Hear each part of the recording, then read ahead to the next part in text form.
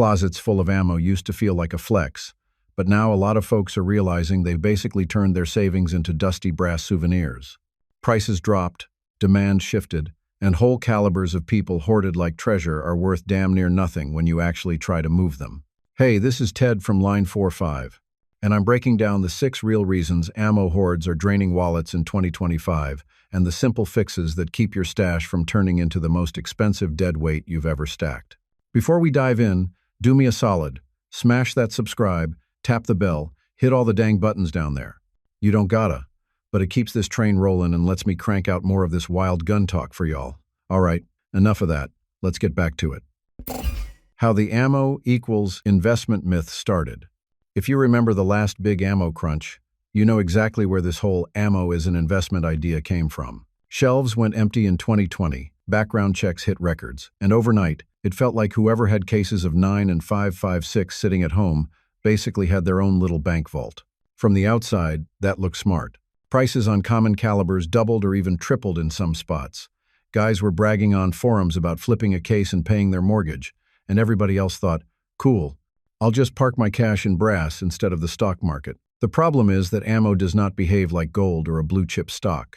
It lives and dies on demand for specific guns, local laws, and whether the factories are actually offline or just behind schedule. What a lot of people missed is that every ammo panic in the last 15 years eventually cooled off. It happened after 2008, after Sandy Hook, and after the 2016 election. Once production caught up and political fear dropped a notch, prices slid right back toward normal. The folks who bought early and cheaply were fine. The folks who bought late at panic pricing were locked into losses the moment things normalized. So now you have closets full of full metal jackets that were bought at peak FOMO. On paper, it felt like a hedge. In reality, once the market reset, a ton of that investment turned into expensive practice ammo. When demand dies, your stash dies with it. Caliber choice is where a ton of people quietly torched money. A lot of preppers went heavy on whatever looked cool at the time, and now those rounds move slower than dial-up when they try to sell. The 40 Smith & Wesson is the classic example. Once the big law enforcement darling, agencies started phasing it out in favor of 9mm after the FBI's own testing showed modern 9mm loads offered similar terminal performance with less recoil and higher capacity. When cops and trainers walked away, the civilian demand curve followed, so shelves of 40 Smith & Wesson that were bought at peak pricing now sit ignored while 9mm flies. The same pattern hit other hot-for-a-minute calibers. 5.45 by 39 spiked when imports were flowing, then cratered after key Russian ammo bans and supply cuts. Oddball stuff like 32 ACP, 25 ACP, 16-gauge shotgun, and calibers like the 35 Remington or certain Magnum hunting rounds only move in tiny niche circles now. Every case someone stacked thinking, this will be rare, so it will be valuable, ran into a basic problem. Rare only helps if a healthy number of shooters still own and feed that caliber. When gun makers quit pushing new platforms in those rounds, demand just quietly fades out. Meanwhile, the 9mm, 223 or 5.56, 308, and 12-gauge stayed the default choices for most new buyers, trainers, and even budget imports. That means stores keep those in stock, ranges burn through them, and private buyers are comfortable grabbing them in bulk. From a prepper perspective, that is what makes those calibers liquid. If I need to offload a few cases in a hurry, I would much rather be sitting on the boring common stuff than trying to convince someone to take 3 cans of a caliber they do not even own. The silent wallet killer. Storage is the part nobody likes to talk about, but that is where I see people quietly deleting value. Folks stack cases in a garage, attic, or shed, and forget that ammo is just metal, powder, and primers reacting to the environment 24/7. High heat speeds up chemical breakdown. Humidity drives corrosion. Cardboard sucks up moisture. Then, a few years later, they open a box and the brass is spotted, the primers look sketchy, and buyers take one look and walk away. From what I have seen in classes and local swaps, the worst offenders are attics and outbuildings. Summer temps can hit well over 120 degrees up there, and that constant heat cycling is rough on powder and primers. Add in unsealed boxes, no desiccant, and you basically built an ammo sauna. The rounds might still fire, but the trust is gone. Most people do not want to risk their carry gun or their rifle on something that looks like it lived in a swamp. No cap. Good storage is not complicated, just ignored. Cool, stable temps inside the house. Ammo cans with intact rubber gaskets. Desiccant packs you actually swap out once in a while.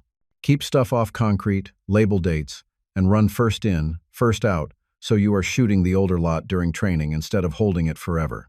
When you treat ammo like a perishable item instead of a relic, you stop turning good money into corroded range trash. Panic buying pricing. Panic buying is where a lot of people lock in their losses without realizing it. During 2020 and 2021, Factory 9mm that used to sit around 25 to 30 cents a round in the US jumped up into the 60 to 80 cents range in a lot of places, and some folks were paying even more on Gunbroker just to get a case. Same thing with the 2, 2, 3, and 5.56. Stuff that used to be maybe 35 to 40 cents a round was suddenly $1 a round or close to it. If you buy at those numbers and then the market drifts back toward normal, there is no way to sell later without eating a hit.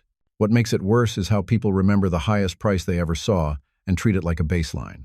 I have talked to guys who say, well, 9mm was going for $1 a round, so my stash is worth that.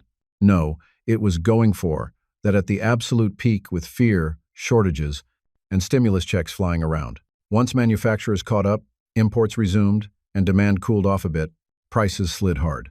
Now you walk into a big box store or check online, and you can find brass 9mm back around the 30-ish cent mark and bulk 223 hovering at much more reasonable levels. That means anyone who loaded up during the spike is sitting underwater. The way around that is boring but effective. I spread my buys out. A couple of boxes here, a case when prices are sane, and I separate my training ammo from what I truly want to park for emergencies. No chasing headlines, no last-minute runs when everybody else is panicking. That habit alone keeps you from turning every scare cycle into an automatic loss. Law, logistics, and liability. Legal stuff is where a lot of folks get blindsided. I hear guys talk like, if things get tight, I'll just sell some ammo. Cool in theory, but the rules in the states mess that up in a bunch of places. California treats ammo almost like guns now, with background checks at the point of sale and limits on importing ammo from out of state. New York and a few other states are moving in that direction too. That kills a lot of casual face-to-face selling, and it shrinks your buyer pool way down. On top of that, shipping ammo is hazmat. So carriers tack on extra fees, require proper labeling, and a bunch of folks just do not want that headache on a private sale. Then you have logistics on the personal side. People move, get stationed somewhere else, or switch platforms. If I built a giant stash in a state that later tightens ammo or magazine laws, that stash can turn into a legal liability instead of a safety net. Same thing if I decide to sell a caliber off. Suddenly, I am sitting on cases of food for guns I no longer own, and every round I try to move has to fight whatever the local rules are, plus buyers who are cautious about unknown storage history. Nobody wants to be the test dummy for somebody else's sketchy reloads or rusty surplus. So when I plan now, I think in terms of agility. Common calibers only. Keep the stash at a level I can realistically move or burn through if I change states or platforms. If money is getting tight, I would rather sell a little early while the market is calm than wait until I am desperate and bumping into both law and logistics at the same time. That mindset keeps the ammo working for me instead of pinning me down. The fix.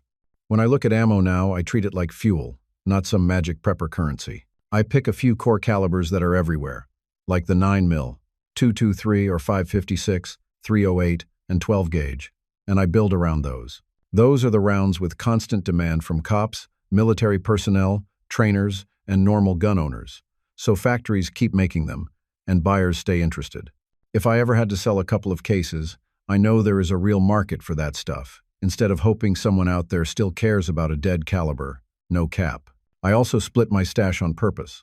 One stack is training ammo that I actually shoot through classes, range days, and drills. The other stack is a true reserve that basically never gets touched unless life goes sideways. That setup lets me rotate older lots out during practice and keep the emergency side fresh without wasting money. I label cans by caliber and date, keep everything in a climate-controlled spot, and use decent cans and desiccant, so I am not slowly cooking my own investment.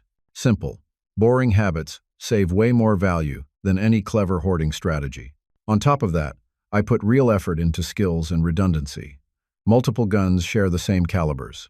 I keep basic spare parts, and I spend money on training instead of chasing every flavor of niche round. Good marksmanship, solid maintenance, and a few people around you who can actually run their gear hold value no matter what the price of ammo is doing that month. That approach keeps the stash lean, useful, and way less likely to end up as wasted cash sitting in a closet.